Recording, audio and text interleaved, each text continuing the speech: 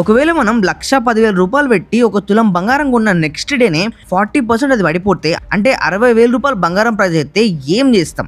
మనమే కాదు దేశం మొత్తం హల్చల్ అయిపోయి అల్లకల్లోలం క్రియేట్ అవుతుంది. అంతకన్నా ఎక్కువ హల్చల్ డైమండ్ మార్కెట్ లో ఇప్పుడు క్రియేట్ అవుతుంది.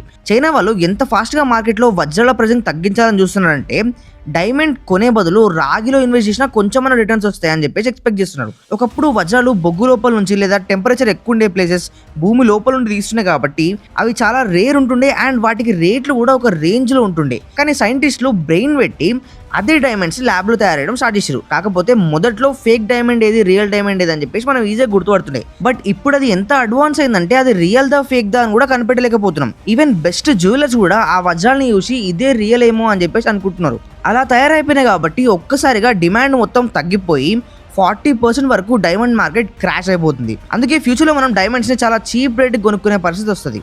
టిక్టాక్ మళ్ళీ ఇండియాలోకి రాబోతుందా? ఈ మాట నేనంటలేను. రీసెంట్ గా చాలా మంది టిక్టాక్ వెబ్సైట్స్ ని ఓపెన్ చేసి మరీ చూపించారు. అసలు నిజంగా రాబోతుందా అనే విషయం గురించి ఒక క్లారిటీగా ఈ వీడియో చేసిన.